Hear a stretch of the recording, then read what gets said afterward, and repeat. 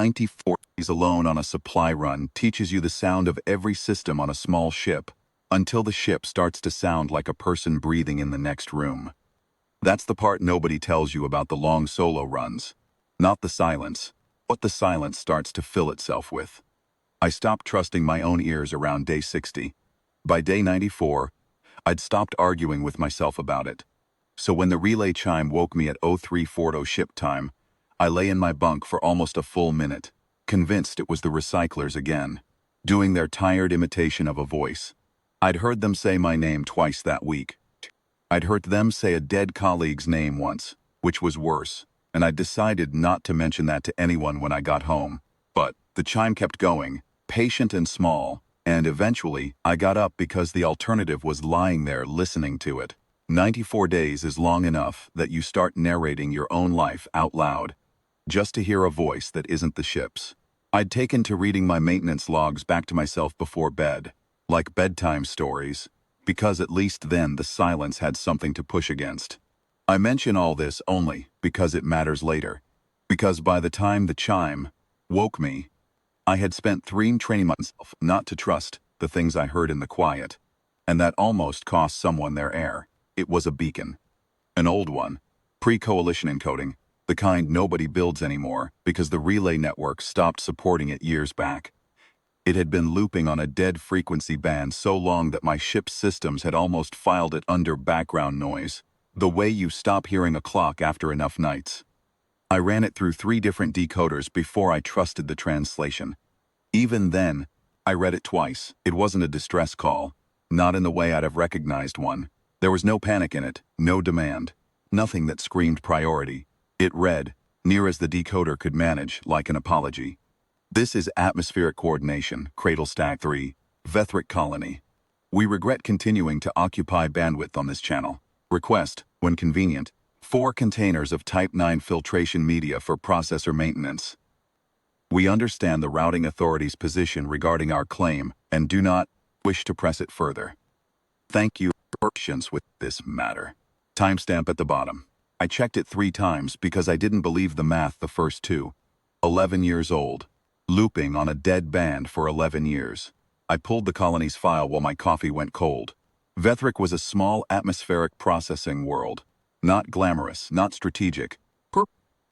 Just a place where a few thousand Charon families ran the stacks that scrubbed their world's thin native air into something breathable. Tillion stock people, amber-scaled, ridge-backed, the kind of species that gets called industrious in official reports and not much else.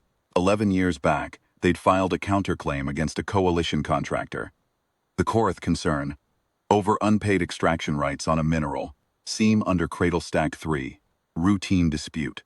Except the dispute had never resolved, just sat in arbitration, and somewhere in the paperwork, Vethric's maintenance requests had gotten tagged non-essential. Pending resolution of outstanding claim. Every request after that had auto-routed into a queue that, as far as I could tell, nobody on the coalition side had ever opened again. 11 years of when convenient. I pulled the live feed off Cradle Stack 3's public telemetry. Vethric kept an open atmospheric report, kind any docking ship could read, and sat with my coffee going from cold to room temperature while I read it. The processors weren't failing. They'd already failed, slowly, the way things fail when nobody's asking for parts anymore. Patched, repatched, run past every service interval on filtration media, scoured down to scaffolding. Stack 3 was at 40% efficiency and dropping by about 0.5% a week. At that rate, by my count, the colony's breathable air margin ran out in roughly 11 days. They'd asked for 4 containers of filter media. That's it. That's the whole request, 11 years old, still looping, still apologizing for the bandwidth. I want to be honest about something. My orders were to maintain course. I was 3 days from a scheduled relay handoff, and Vethric was 11 hours off my line, in the wrong direction, with no authorization on file for a diversion. I sat there a long time, long enough that the coffee was properly cold, running the numbers on what 11 hours off course would cost me on paperwork, and what 11 days would cost a few thousand people who'd apparently decided, 11 years ago, that they'd rather suffocate quietly than be a nuisance. I diverted, I logged it as I went. Every hour, every system check, Every increasingly unkind comment about the coalition's filing system. Because if someone was going to ask me why, I wanted the answer already written down. 11 hours later, I was in high orbit over Vethric, looking down at Cradle Stack 3 through a haze that I realized, with a slow cold feeling, was the colony's air. Visibly thin, visibly wrong, the kind of sky you only get when the thing keeping it breathable is running on borrowed time. I sent the data up the line myself. Not a request, a flag. Full telemetry, the 11-year-old ticket, the dispute history, the countdown. I attached one line of my own at the bottom, because I figured somebody ought to actually read this one. Requesting 4 containers of filter. Media be treated as the emergency it has been for 11 years. Then I sat in orbit and waited, because there wasn't anything else to do, because, I'll admit it, some part of me expected to wait a long time. I'd gotten used to waiting. 94 days does that to a man. 40 minutes later, my cargo manifest updated itself without me touching anything. I watched it happen in real time, line after line appending itself to a request for 4 containers of filter media.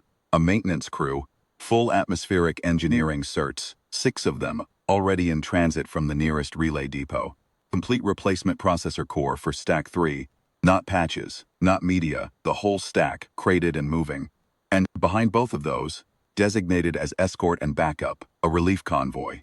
3 habitat support vessels, the kind that carry their own breathable air reserves, case Stack 3 didn't hold the 11 days. 4 containers of filter media. That's what they'd asked for, 11 years ago, apologizing for the bandwidth. I didn't have words for the feeling of watching that manifest fill up, so I didn't try to find any. I just sat there and read it twice, the way I'd read the original message twice, except this time it wasn't disbelief. It was something closer to relief on someone else's behalf, which I hadn't known a man could feel that strongly until he felt it. The engineering crew beat the relief convoy by 6 hours. I watched them go down on my scopes, small ships against that hazy thin sky, and I watched the telemetry on Stack 3 stop at slow 0.5% slide and start almost shyly to climb. On the open channel, the same dead band the original beacon had been looping on, I noticed, like nobody on Vethric had ever quite given up on it. I picked up a few minutes of unencrypted chatter between the colony's ground crews and the new arrivals. None of it was meant for me. Most of it was the kind of thing engineers say to each other when a job is going well. Pressure readings, seal checks, somebody arguing good-naturedly about which conduit to run first. But underneath it, every so often, was a Charon voice repeating one phrase to anyone who'd listen, in a tone I didn't need a translator to understand. They're really here. Not a question, just the fact of it said over and over like someone checking a pulse. I never set foot on Vethric. My orders, real ones, this time, had me back on my relay line within the day, and I left before the convoy even made orbit.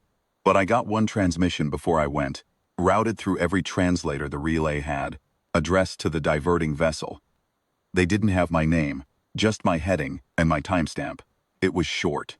It said they had recorded my flag, and the 11 years before it, and that they intended to forward both, in full, every relay station on the regional network, so that the queue might be examined by those with the authority to examine it. I don't know what happened with the dispute. I never checked. But about 3 weeks later, on a relay I was nowhere near, I heard my own diversion log. The one I'd written for nobody, hour by hour, increasingly unkind, being read back to me by a coalition routing officer who didn't know I was the one who'd written it. She read it like evidence, proof of something. I sat there in my bunk, 90-some days into another long run, and listened to a stranger read my complaints about a filing system back to a room full of people who, for the first time in 11 years, apparently listening. I still don't know if anyone ever sent those 4 containers of filter media. I suppose, by the time anyone noticed, they didn't need them anymore.